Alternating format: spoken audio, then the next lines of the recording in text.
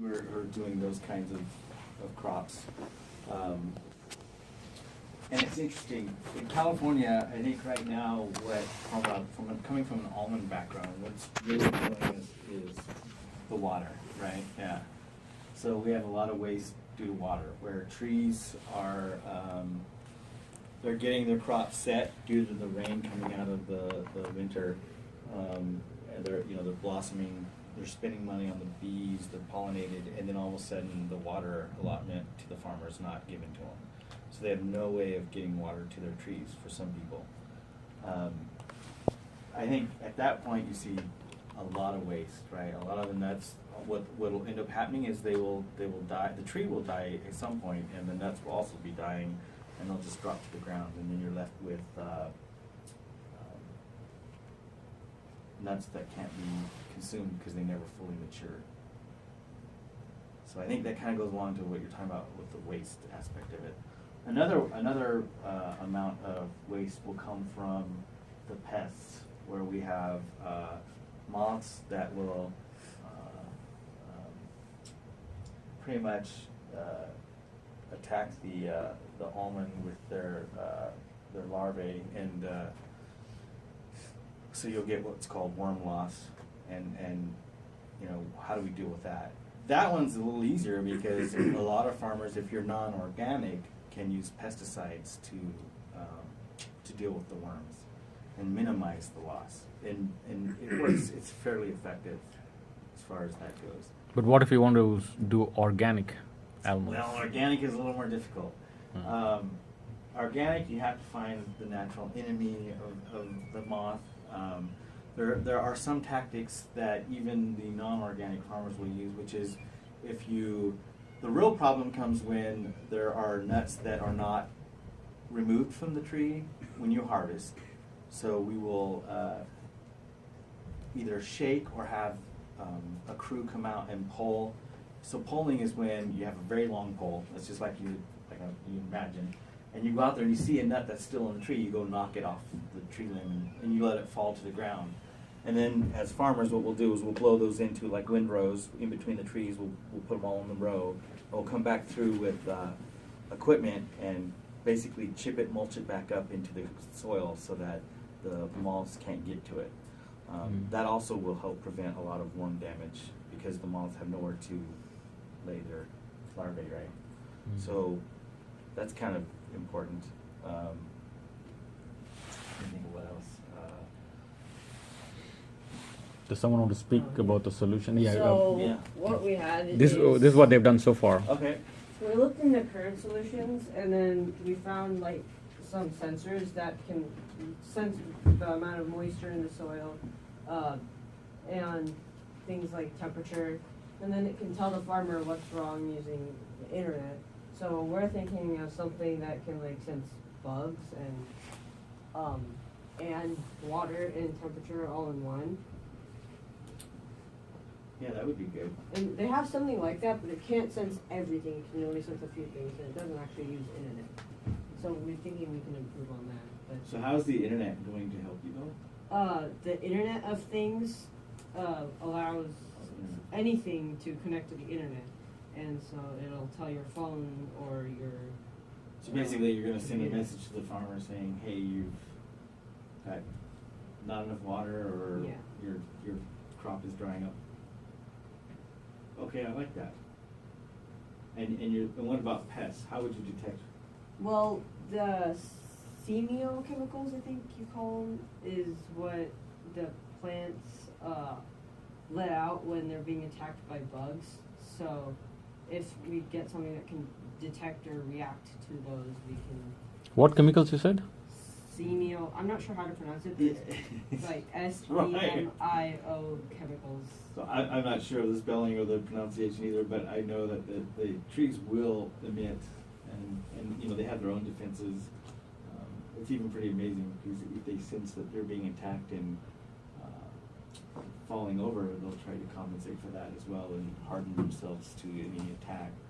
But it's pretty amazing. So yeah, that's great. I didn't know there was sensors that could do that. So we're thinking we can like just combine them and make one device that could detect all these things, but you'd have to put them in each you have to put them about 10 to 20 feet from each other. So How if do you you determine that? well, using kind of like common sense. So if you have a plant here and a plant there and a plant, like rows of plants, you'd have to put them in each different area, or else it wouldn't be able. Or else, if you had so many sensors in one place, it would kind of be pointless. So. Yeah, and you probably just need a representative sample, right? Yeah. I wouldn't say you have to have it for every tree or for every, yeah. So, like, would that, if you had to have a whole bunch, like a couple thousand per acre, would that be a lot of sensors?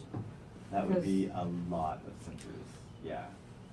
'Cause, I would like, say I if heard you some figure farmers out had more of some- what is a fair representation, right? And maybe have a few sensors, because what are the costs of the sensors gonna be? It's probably gonna be more than like $20 to like $100 maybe. So $100 and then 1,000 sensors, It's gonna be a lot of money. Especially for small farms, like Yeah. just to afford like let's say 200 and then it's like $20 for each sensor. They're not going to be able to afford that. Well, the cost is something that they've not looked at yet, and that is the thing that has come up.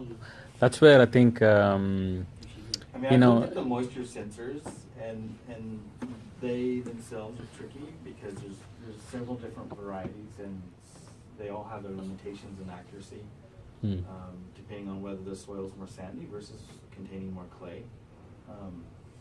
And they are about, like you said, about $20 just for the sensor, and that's not connecting up to any Edison or Arduino or whatever board. So.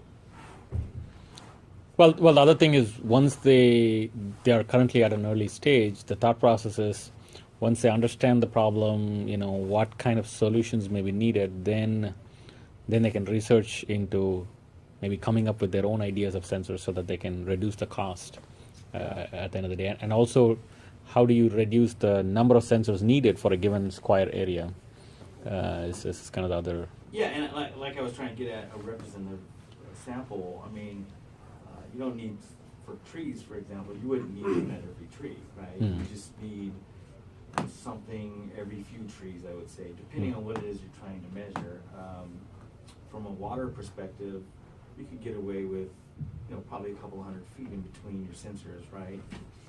That should be, and it depends on, actually I'll take that back, it depends on what their method of irrigation is. Are they flood or are they sprinkler? Right? So you talk about moth, right? Is one of the pests. What about birds? Do they Birds can be, parents? so there you have something interesting. Birds are not so much a direct threat to the almond itself, but we have a lot of varieties of small woodpeckers that are here in California that will actually destroy the tree and shorten its life. Well, by- on a scale of 1 to 10 compared to the water, how big is the bird problem? The birds are probably pretty small. I'd say the next thing after the water would be like the worms from the moths. We need to write this down. I'm recording it, so you Oh. can listen to it later. Yeah. I was just wondering, like, if there's a tree that gets, say, attacked by moths or like. Can you be a little louder so you can? If there's a tree that gets attacked by moths or worms, will like trees near that also be affected, or is it usually just in one tree? No, it would spread to more than one tree. So do you understand what the issue is when you say moth? What does it do? Yeah, it lays that worm. Yeah, so the Yeah. worms it lays the eggs. Yeah. Okay, you know.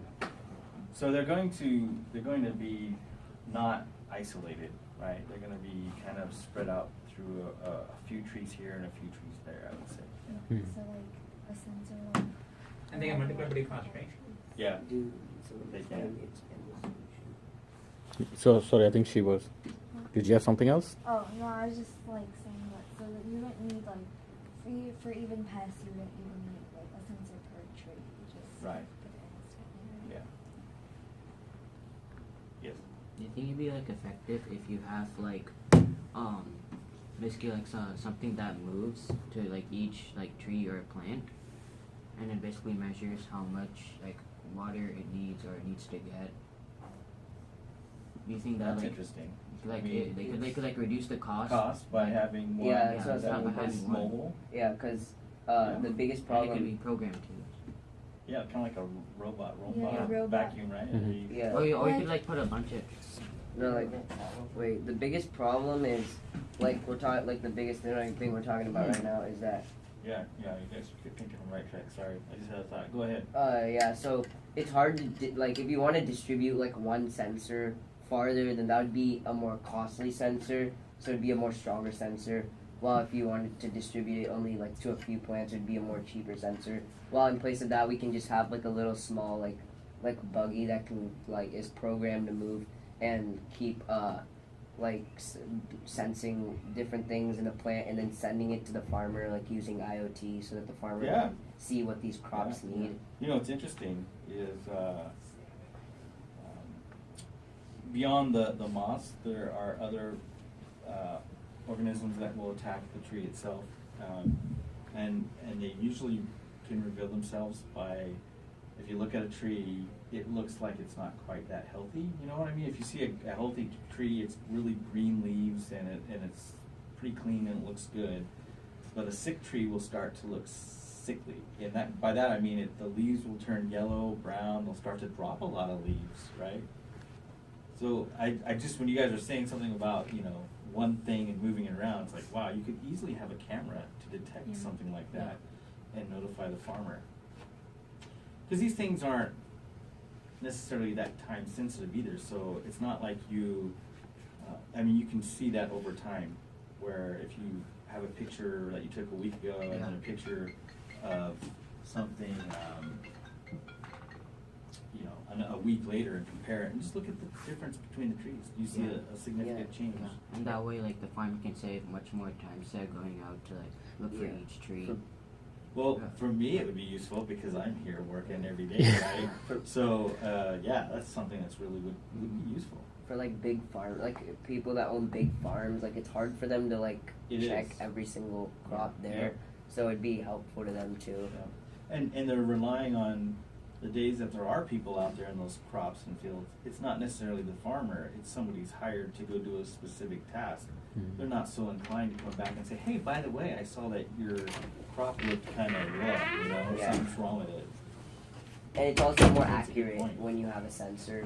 It's more accurate, Yeah. and it can actually read. Well, like it's more like when some hired person doing it. It's more visual, but it's not like the actual like precise like measurement or whatever it could be. No, I like that idea. That's really good. Yeah. So like what are other like any other problems you have other than like water and moths or pests? For almond farmers, it's kind of the main things that we deal with. I mean, there's beetles that will attack the tree. There's woodpeckers that will attack the tree. There's Like the molds. pesticide that they use, would that like harm the tree in any way, or like Actually, we try to use as minimal pesticides as we can because one, they're very expensive, and two, we don't want to harm the tree. So as long as so would the pesticide like make the tree or? typically it won't if you're following the guidelines and using Okay. it the regularity that they specify, but outside that you can. So basically, like, do you think if you use this new sensor, that would basically sense if any pests are there? Do you think it would like reduce the cost of using pesticide or? That would be definitely something that would reduce the cost of the pesticides. Maybe if you can give an idea of, let's say, I don't know, 10 acres of almond farm, how much cost is spent on Pesticides? on water and then pesticides, and then what do you think about Okay. let's say if the same thing can be addressed with a technology solution type of thing. Water would be difficult because all you could sense is, well, there's a couple things for the water. So water, not having enough water is really a problem. For almonds, For especially. almonds. Yeah. But also, it's kind of strange, if you have a young tree, too much water is also just as disastrous, and you can take out an entire orchard if you've overwatered your tree, because there's a root fungus that can develop that will kill the tree. So I'd say in the early stages of your orchard, awesome to have a sensor to tell you, it's still good enough or wet enough, don't water yet. Oh, That okay. kind of indication, because Like a moisture sensor that says like, yeah. how much So like it water says you need. if you need water, it'll tell you how much water it needs, and then when it's at the right level. of it'll water- tell you what its moisture level's at. Yeah. If it's still moist enough, don't water it, right? And then when it hits the threshold, it can say okay or safe to water. But So- when you're checking the water, the sensor has to go into the ground to know does. where the roots are. Because if Yep. it just senses the surface, then that might mean, and the surface has no water, the deep underground there might still be water and the roots Absolutely, might still you get it. have to penetrate the soil. Yeah. Yep. Like for the buggy idea, do you think for the sensor that we need like, I don't know, maybe program it to like, but to just sense like if it's like a small orchard and there's like a really big one, do you think we need like different sensors for each one? One that would sense, or just one that would just sense For like, some of those cause like you things that said, attack a tree, for instance, that I'm talking about. no, like I was talking about water, cause you said that Oh, too water. much water can Yeah. kill the tree, and then like if tree doesn't get enough water, No, it's a moisture. It has yeah, moisture. moistures. Oh, So it Yeah. can sense both. Like you'll have a certain level, like a certain level would be like indicating that it's too much, and then you know Right. that that's too much.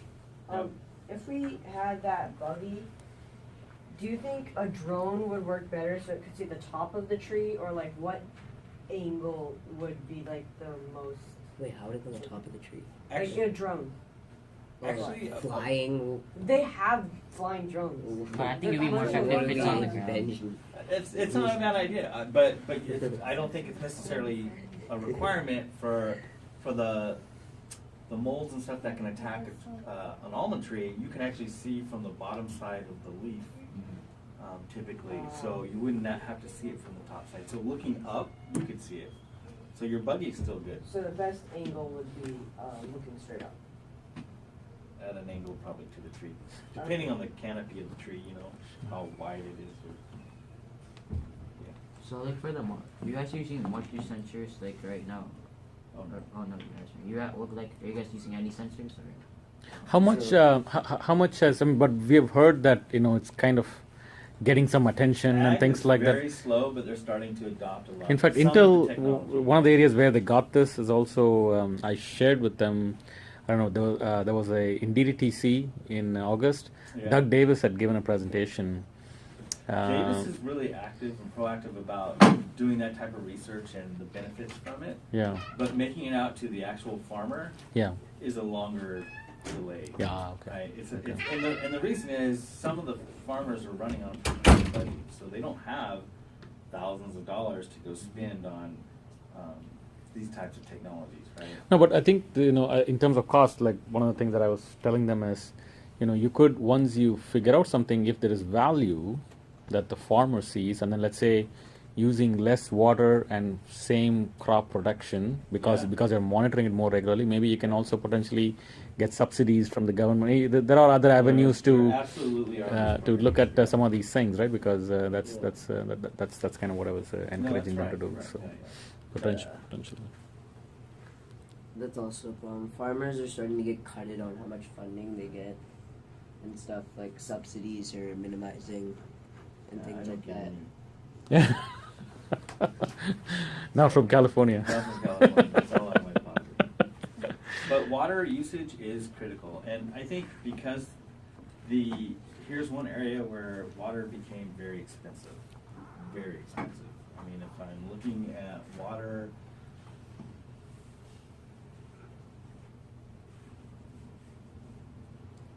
I'd say for 10 acres, you're probably looking at spending about $5,500 just for water.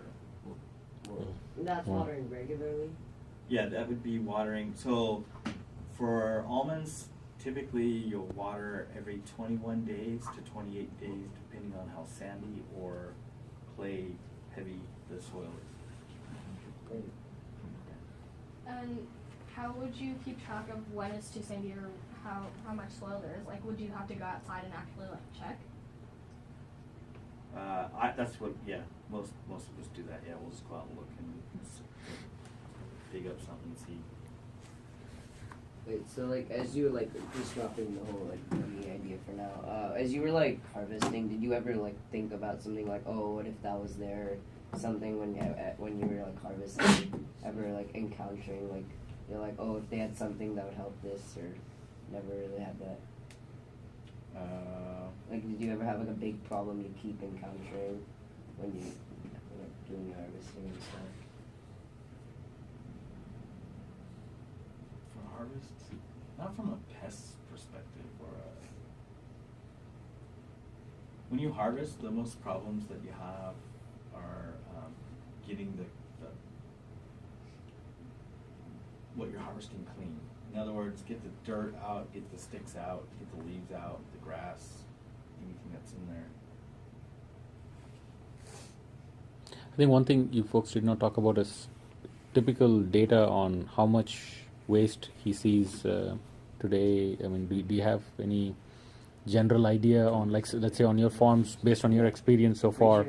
20% of food waste results from what was caused because of farms. No, that's a general data point. I was wondering. Just So how many Yeah. nuts that I pick up end up Yeah. becoming waste, Oh. right? Yeah. I don't have that number today, but I Okay. can actually send that to Oh, Romesh okay. tomorrow and Sure, give sure. you guys that number. Yeah. We do track it. Oh, okay. They'll tell me exactly how much is due to pests like the worms, Hmm. what's not worth keeping and had to be thrown away. I think that would be useful to get specific data point from. Yeah. And what's the name of the farm? I think is The there- farm? Yeah, the farm or orchard or. I don't have a name. Okay, but- just Almond Orchard. Okay. You call it Lemos Farm Yeah, if you want. yeah. If you have a picture of that, maybe send that as well, and we can probably Okay. capture that as part of our discussions Okay. with you. I think so. I don't know. I like your guys' idea about the little buggy. I think that what is interesting would be something with the camera Uh-huh. being able to detect the state of the trees, the health of the trees, because that's something that could just be out there roaming. Hmm. And then if it detects something, send a picture. You know, hey, there's a tree that looks like it's dying, or there's one that died and it fell over. You know, you need to get out there and clean it up or whatever. I mean, those are really You useful can take things. like pictures Yeah. and like send it to the Yeah, farmer. I think that's one of the things that frustrates me is when I'm out, because I'm weird because I'm a weekend farmer, right? So I don't get to go out every day into my field. So for me, it's like a week will go by and then I can get out there and I'll find, oh man, I have a tree that's down, but I can't do what I planned for that weekend because now I got to go deal with this down tree Correct. or whatever. Can't you know, plan so- with them. That's right. I know that's not part of your plan, but originally, but that being able to leverage that off of a buggy that's looking for other pests and stuff that are attacking the tree, but just being able to get this extra information is useful. Okay. So I was just wondering, so for the like little robot the buggy that's gonna go around and like, detect all of those problems, do you feel like it would be more effective to have like a buggy within like a certain like area, or like just like what area do you think would be the best for just a little buggy to run around? I mean, the way my orchards lay out, you know, they're just in rows. They're 20. So do you think it would be like good to like have a buggy for each row, or like could it be? I think you could have some buggy just roaming around. Okay. Yeah, Literally it's like that little programmed, carpet right? buggy, Roomba thing. Roomba thing, yeah, that's what I was Yeah, thinking. It's basically programmed, so Yeah. So I He's So like Train a it. Mars rover kind of thing. Yeah, just train it. You know, it wouldn't be much to say that this is my boundary, Yeah. right? And stay within these imaginary walls, right? And I then he was could just- learn where the trees are as it's roaming, and then avoid them. I was just Are the trees in like a straight line? They are. And then just going Every straight line. farmer will have a straight, yeah, the 22, 21 feet apart, 18 feet in the other direction, or 16 feet. But, you know, farmers will have different settings of those spacings on the tree, but once they're there, they're there. They're not going to change. And there's only a couple patterns. There's a square, there's a diamond, and there's not much other than that. It's fairly basic. It's predictable. Yeah, very predictable, yeah. Because you have to get in, with your equipment to be able to do stuff to your trees. So it has to be predictable and simple. Do you also kind of identify the trees with some tags and all that, or? You could. I mean, I don't know if you know this, but in an almond orchard, there's more than one variety of tree. You have your desired nut, which would maybe a nonpareil or something like that, and then you have a pollinator, which is required to help pollinate, and that would be like a carmel or something. So sometimes it is important to know, is it a carmel that's having problems, or is it a nonpareil? Most farmers know what they planted in the rows, but I mean. But one thing is, if it takes a picture of each tree, how would you know which tree it is? Because like, you see a picture of a tree, but you don't know where. So like a GPS kind of thing. Yeah. So I would think you would want to be able to mark it through a GPS. Yeah. Because I was asking if the trees have any labels on them or something. No, it would be impossible to maintain a label because in the harvest process, you literally grab that tree and then shake the heck out of it. So, and they do it a couple times throughout the year. Once is for harvest, and then if we're talking about the moth problem, we want to shake the tree maybe in the winter to try to knock down the nuts or have someone pull it. But so that's an option. Many questions. Many. For pests, you said that it kind of like spreads right around the area. So it, like on GPS, it could like show a region red or something, so that you know that you need to check that region. Actually, yeah. If you think about getting a picture back, and you have GPS and it knows where all the trees are because it's mapped it out, and then it's doing this compare on every tree, you could see in one picture where this virus or the bugs or whatever that is attacking it, how it's spreading through the orchard, because you'd be able to identify each tree that's affected now. Yeah. And on a map, I could see, whoa, this whole corner is looking like it's starting to go, down, right? I need to do something in this whole area here. And then you also have an accurate count of how many trees. Yeah. So like We're going in a circle here. I'll get back to you. So like when a tree is sick or something, like what do you use to like make it like I don't know, heal it? Is it like like how? Like, it's a trade-off game, and these are the things that farmers struggle over all the time. Is, do I spend the money and try to attack whatever's attacking my tree with a pesticide, which isn't always successful. If you look at a worm, not worm, a wood-burrowing beetle, they'll attack the trees. And the pesticides are not that great at killing the beetle, because once they get deep into the tree, they're kind of protected from the pesticide. So what do? Well, the best option might be cut that tree down as soon as you detect that it's is infected, and get that wood out of there with the beetle as well, so that the neighboring trees aren't attacked, right? That's preventative, and that's probably one of your biggest tools in your toolbox. So like when the buggy goes and senses the tree, like if it's like I don't know, it's been a long time since it's been sick, like do you think it would be like nice if there was a sensor, like basically go on the ground and see like anything is like detect like any something that moves, something that's attacking the tree or something? I would say you would probably be able to recognize it through picture, because if it's a fungus, even if it's a fungus growing on the root surface, you can see it around the base of the tree. Oh, so there's also things on the roots that we need to pay attention to. Yeah, I would say it would be hard to, you could potentially maybe do it. You have to look and see if there's anything that you'd be able to get into the root system to see if there's something going on there. But I'm saying ahead of the game, you could cheaply use the camera and look at it from an optical standpoint and see, you can see when the fungus is growing on the base of the tree, which is, that there's a fungal infection there, right?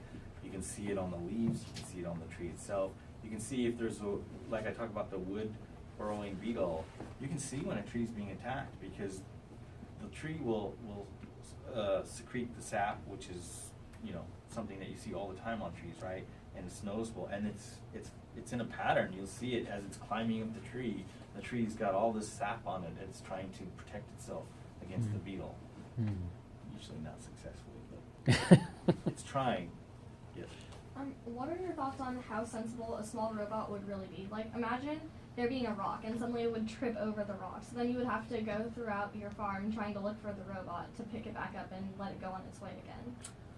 You would be amazed. It would be crop dependent, and I would say if you look at someone's orchard, they're fairly clean. And the reason why is they have to be to harvest, because in the process of harvesting, we have to knock the nuts themselves onto the dirt floor and sweep them into a row and pick them up. So there can't be a lot of debris in there, right? Otherwise, it's going to hurt us trying to get the nuts out. So most of us will keep the orchard clean to most, To reasonable. reasonable. And if Yeah. you're gonna have a buggy that's gonna go outside, it probably won't trip over a rock. I know, but just But that's a good idea. I mean, I get your example of where you're going. I mean, because think about it. A tree limb could fall. Is this going to prevent the Mhm. buggy from moving around? I would hope it would navigate around the fallen limb, right? Yes. Kind of like the robot. You can alert them, and you can detect that and alert Yeah. them there. And hopefully it doesn't get smashed by the limb. Yeah, That one then nobody yeah. can plan for, right? That's just, I guess, life. And like, let's say there is debris, or like we want the robot to like just go the next row after it's done with one row.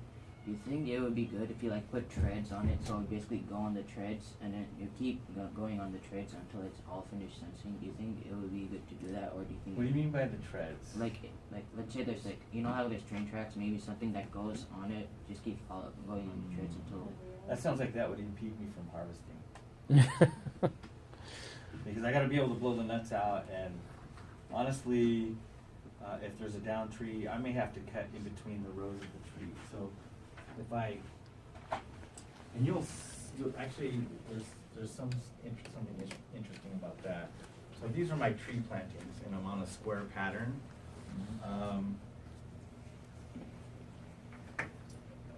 Here's my row. This is most likely where I'll be traversing if I'm on some kind of a farm equipment, right? A tractor or whatever. If the tree falls, then I would still have to finish what I'm doing, but I may have to get out, so I may have to turn down. So there's not like a spot where I could block out the tractor or equipment from using, right? Even today, when you look at watering choices that farmers have, if they're pumping from out of the ground and they're going through a pipe and sprinklers within the tree, they have watering lines that they'll run in between the trees. But this is a plastic tube, so we can run over it safely, right? And if you're running a sprinkler, then what most likely you'll see is that the pipe is buried, and just the sprinkler head itself would be up. But then we can avoid the sprinkler head because there's a large area usually to maneuver around. Did that make sense? Yeah. Okay. Oh wait, where did the tree fall?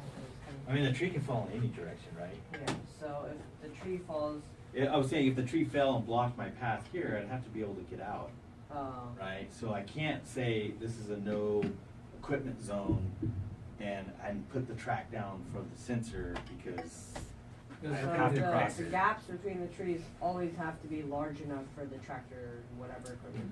Yeah. And you said usually what, 18 to 20 feet, something like that, right? Yeah, I'm only hesitating because there's this real weird trend where you see farmers are trying to determine whether they get a higher yield by keeping the trees short and more bush-like as opposed to letting them fully mature and get very tall. So what you're seeing is the spacing here is typically, you'll see something around anywhere from, I want to say 18 to 22 feet, something like that. But when you look at this spacing here, I've seen 12 to 18 feet. So it's approaching the point where if there's a 12-foot spacing, I'm not going to be able to get all of my equipment to be able to pass through that 12-foot spacing. And then the tree itself is so short that it's blocking that 12 feet even to a shorter span. So only a limited number of things can pass through there. Maybe an ATV with a spray rig could get through, but not a full-size tractor. On that side, are there any questions? Josh, Joel, you guys have been quiet. You guys need to go to the farm? There's lots of work to do actually. I tell you, I mean, I almost feel like, you know, it would be nice to actually go to a farm and actually look at it. It'll be a good change. But anyway. Yeah, like I said, it would have been more exciting about 4 weeks ago. That's if true. I'd been out because it was middle of harvest and all kinds of stuff was going on. Anushka, you have a question? Well, I know they already asked you this, but what did you say was the biggest problem with your crops, like among pests and water and stuff? She can eat What? one. Water was number one. Number two were worms were the most. And then third would be, you know, things that, you know, fungicide, some kind of fungus or something growing on the tree or attacking the tree. That'd be the next. Yeah. Do you have like employees who like examine all the trees? That's why I'm One man interested in a show. little rope. So you have to go out and I have examine to go out each and and look. every tree. Yep. And, And as a weekend farmer, guess what? I'm not doing that. Right? Yeah. I don't have time. I have to do the other maintenance that comes with farming.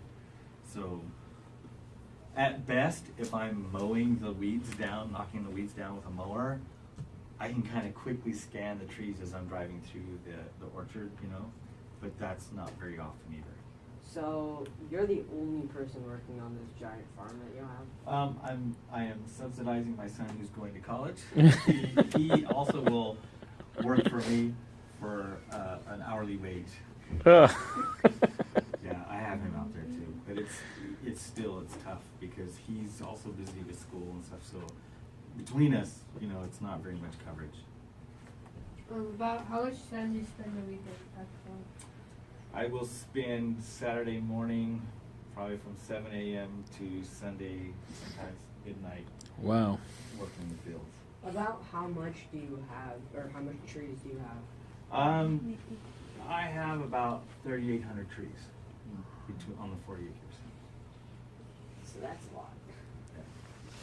It's pretty So, small compared to the. I think clearly it'll serve as an aid. Unless, I mean, I don't know whether it'll solve the problem fully, but it'll definitely, having some automation around it, I can see Yeah, some value, and right? So. I'm digging on that camera. Tell me where the trees are having problems. And So Greg, just so you know, in the past, from FLL projects, this is of course this is worldwide, right? This is there in about 80 countries or something. What I've heard, I was talking to one of my friends in Maryland. Their team, they didn't really make to the last 10, but they were in the final 20 last year. And he said the top out of the 27 teams filed U.S. patents. Wow. On their ideas. So it's not That's it's not something that that can be taken lightly, I think. No, So so I've seen some of the YouTube stuff where Yeah. these kids have done some of these neat Yeah. things. And Yeah. It's become a real product. Yeah. So Yeah. I'm looking forward to something. Yeah. I think our solution, or our expanded solution, I guess, would be beneficial to more smaller farms, because big farms are starting to incorporate sensors already, while small farms also, they don't really have all the funds and subsidies that the bigger farmers get, so it'd be more helpful to I think it's smaller going to be also crop based. So farms. Yeah. some government programs are specific to, you know, growing corn or Yeah. wheat or something as opposed to almonds. Especially with the prices of almonds, they're pretty good, so I don't know if they're going to get any subsidies. But, you know, we've lost a lot of farmers down towards the south because they've had to pull out their trees because they didn't get any water. So it's interesting. I saw those signs Yeah. on I-5. Pray for rain signs or No, there's also some thing that's going with the government policies on sharing water with Southern California versus Northern Yeah, California and all that, right? So. And that's residential that we're talking about. Oh, that's residential? Water, Oh, yeah, okay, yeah. okay. So that really just upsets a lot of the farmers. Go I ahead. have a few questions. Sure. Like how often do you how often do you water your plants? I'll water the trees every He said, 21 right? days. 21 days. So like, So I actually have two different soil types. So I have a 10-acre piece that's separate from a 30-acre piece that I have. And the 30-acre piece, is more sandy. So that one has to be every 21 days, right? And if you delay that, your trees will tell you, because they'll start to wilt their leaves, and you'll definitely tell.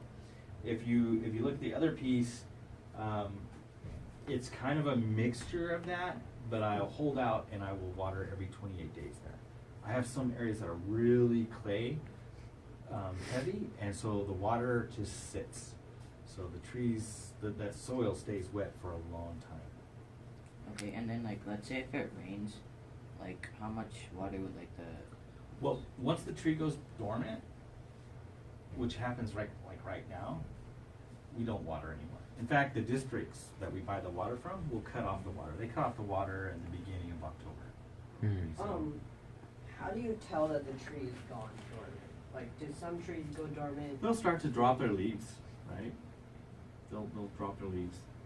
So, wouldn't like a robot that senses the colors of the leaves on the wilting trees?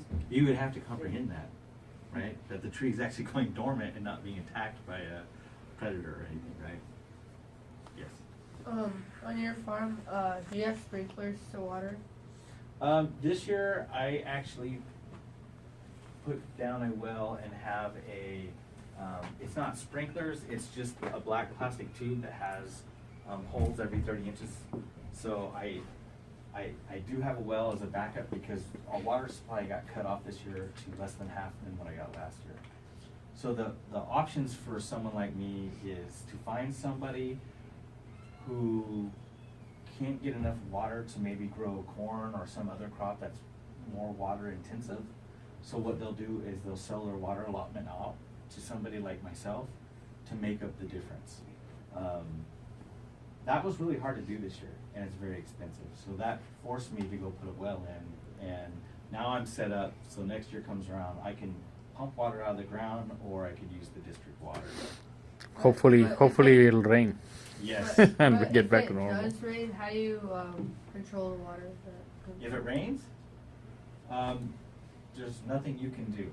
There's nothing you can do. Rain will destroy a crop if it's happening in the spring too late, when the blossoms are out. If the bees haven't pollinated and set the bud yet for the nut, you'll lose that entire crop. So there's not much you can do when it's raining. Can you like, is there any way to, or don't they like cover up the plants with some kind of plastic? I would say maybe somebody who has a few trees, but when you've got 138 thousands of trees, it's pretty hard to, it's pretty expensive too, right? Yeah. wait, so this is a general question. Like, Sure. is your farm getting paid subsidies? Cause like, Not at all. okay, cause I was gonna ask like, what do you use it for and stuff? 'Cause The subsidy for my farm comes from me supplementing it with my Intel income. That's the subsidy. No, I don't get anything from the government in that So respect. for a big farmer, when they get subsidies, how do they use it? Well, not every farmer, even if they're big, gets it. It depends on the crop. That's why I'm saying, all almond farmers, they don't necessarily. don't corn farms get? I think like, there a lot was of some corn subsidies, yeah. Yeah. And like dairy, they used to have programs where if they were producing too much milk, they would actually get paid for the milk, and then they take the milk and distribute through government programs as opposed to the market. So I know you said that you think one robot would be able to do the whole thing, but based on the fact that you want the robot to be able to observe all of the trees, I think you would need probably multiple robots if you want to get it done in maybe 2 days. It's better So than look through having everything. one sensor Yeah. in every But plant. then you That's don't, true. you don't have to do it in the 2 days because It's he's not time coming on the weekend because he has to check on it. Yeah, that's what I was going about. Like more smaller farms Yeah. and things. It's easier. It's easier in a lot of farms just in general. It just you can cover a lot more in less time. I think you'd have to look at, in your research, how quickly a tree could go from being attacked to a point of no return, and how often would you have to scan the tree to see that happen and be able to detect that, and then look at, what's that frequency and then look at how many trees per acre and determine how many robots we need. It'll probably vary from crop to crop. I think. Just use, Yep, Yeah, I'm sure it possibly. would. use solar. Size and all that. So. Solar would be good. Yeah, so that. Yeah, that's what we're thinking. It has challenges though, right? Yeah. Because when you're in an orchard like mine, canopies, the trees are pretty big. It's pretty shady. Hmm. Yeah, that's true. Or if you put like a So- backup. How tall do they grow? Diamond trees? How tall? Yeah. Let's see, I have a lift that's 20 foot and I've seen them over that, so maybe 22 feet, something like that. Okay. At least that's where my older trees are, and they're about 26, 27 years old. Okay. Good. Any other questions? You guys have some good ideas. What would you be willing to pay for a robot like that? That's a good question. That's a really good question. And I'm probably not the best representation of the farmer because I would see the value in that right away, right? So I might be willing to pay more than the average Joe farmer. But I don't want to belittle them, but I don't, you know what I mean? Because I'm in the industry and I can That's see right. it and I understand it. You know, I'd be willing to pay, if it's just one robot, gosh, you know, if it's going to give me all this data, more than $500 probably. Right? Yeah. I mean, it's going to be really useful for me. Because it's the value of saving one or few trees versus that. I think that's how Right. he's looking at it, right? Because So. for me, well, anyone who's growing like an almond tree specifically, it takes about 6 years before you really get anything. That I've got an area in the orchard that's being destroyed, and I have to replant 20 trees. That's a huge hit, right? And then I can replant, but that's another 8 years before I see full return in that area. So the sooner I find out something's going on, the better. So about how much money do you get from one tree each year? That will depend on a lot of factors. If you look at, if you use my spacing that I said, which was 21 by, I'm trying to think of how to average this out because it's different. I have 21 by 20 and I have 21 by 18 spacing. Let me think about that. So on average, it's about 80,000 pounds. Divide that by 3,800 trees, and that'll tell you, and that's 40 acres. What does that come out to? That's good. Comes up with 11. 80,000 divided by 3,800. So. Wait, what is it? 3,800 divided by what? No, 80,000 divided by 3,800. Well, roughly it should be 20, somewhere between 20 and 22, something like that. 25 is 75. 26 is 78. Actually, I'm sorry, it's more than 80 because I'm not counting. I'm telling you the 10 acres is in there, but not they're young. So the production it'd It's probably in be the about middle of 26 and 90,000 27. pounds divided by the 38. It's in the middle of 26 and 27, 78. 90,000 81. pounds of. Oh, 90,000. Almonds divided by 3,800. So you'll know per tree, I guess. So you'll know per tree. Correct. About 23. 23, yeah, and so like I was saying, the 10 is really young, so they're just producing. That's why it's such a low. So you take 3,800, or you take the what? 2,300. What did you say it was? 23. 3 pounds. 23 pounds per Tree. tree. Yeah. And you can roughly say about 100 times that's about 2,300 pounds per acre. That's pretty low. Okay. This is a low year. So a good production year would be around 3,000 pounds per acre. Hmm. About 100 trees on average, about 100 trees per acre. A lot of the newer orchards that are being planted right now are about 110, 120 trees per acre. So trying to average that with the older stuff like I have it's about 100. Just under that actually, because I told you 3,800, 40 acres. Yeah, It's in the range. I think. it's in the range. Yeah. So 23 pounds. Yeah. Gee, I never looked at it per tree. Very much, right?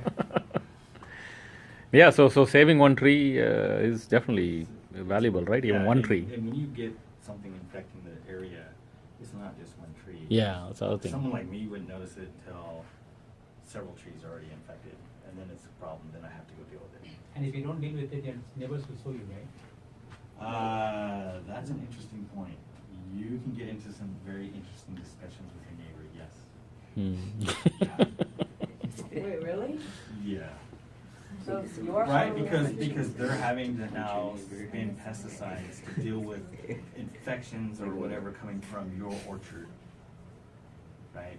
And it's not just stop there. Your neighbors are arguing with you from the beginning because bees come into play, right? You got to make sure you're getting bees because he thinks that his bees are pollinating your trees, and if you don't have bees in time, and it's just ongoing. That's a whole nother can of worms.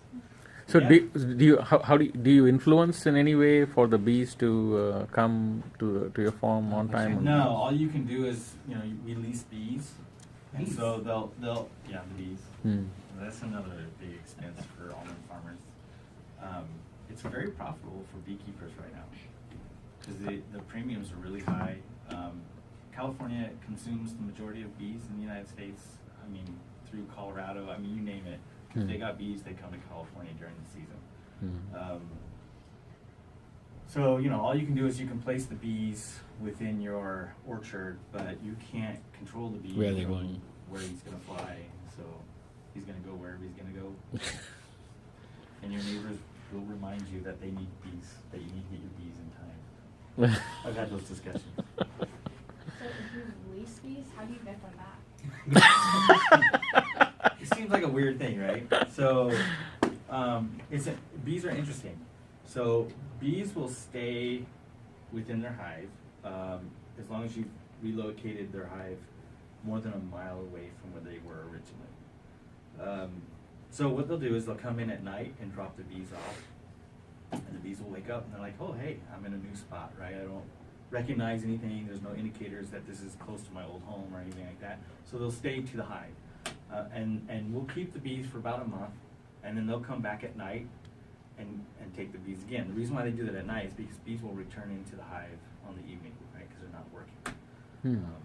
So they're just protecting the doorways and stuff. So they'll plug them up and pick them up and take them, and then put them back wherever they. The Interesting. Whoever needs them next, they'll get them. It's an interesting. How many bees are you talking about? So on average, from a low standpoint, we'll get 20 hives per 10 acres. Okay. And the bee prices range from about $140 a hive to, I've seen it go as high as almost $200 a hive. Okay. So it's. Do you even make a profit from this? That's the problem, right? Now you see my spread. I shouldn't have subsidized. After paying for water and Yeah. and maintenance and everything, yeah. So that's kind of a Yeah. misunderstanding. Is they think that a lot of people think all these farmers are rich, but Yeah. when things like this are going on, like the shortage in water, I mean, you wouldn't believe how much money I spend on water. $5,000 for 10 acres, that's crazy. Yeah. And then go look at the bee numbers I just gave you, Yeah. and then you start adding on top of that pesticides. Yes. Right? It's crazy. It's Yeah. tough. But luckily the prices are high enough that things are good right now. Mhm. It all adjusts, right? Yeah. As the market comes down, the bees won't be able to get as much as they want. They won't be able to charge as much for water. It'll all come down. How do you do your almonds too, just out of curiosity? I used to do blue diamond, but it just worked out good that my wife's cousin, he also is next to us and he has almonds. He happened to join a company that handles almonds as well. He just signed up with him. So they're called Spicer Brothers. They are smaller than Blue Diamond, but they ship almost everywhere Blue Diamond does. China, India. They're also in the consumer market now under a different name, not Spicer, for consumer, nuts, smoked, flavored, whatever, name it. Also, almond milk, things like that. So they're pretty big. Is California probably one of the largest producers? We are the largest distributor. I think someone quoted once that we distribute, it's almost like 80% of the world's Wow. Billion consumption. Really? Wow. That's huge. Yep. Well, there's one stat that I know. California produces 50% of U.S. agriculture or something like that. Yeah, something like that. Across the board, basically. So, Yep. so huge. So don't litter. Yeah. Everything goes in. I can't recommend Yeah.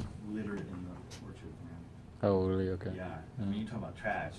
I Yes. get trash from the streets and stuff. People just throw their stuff out the car and Yeah. I have to go pick it up. Any other questions?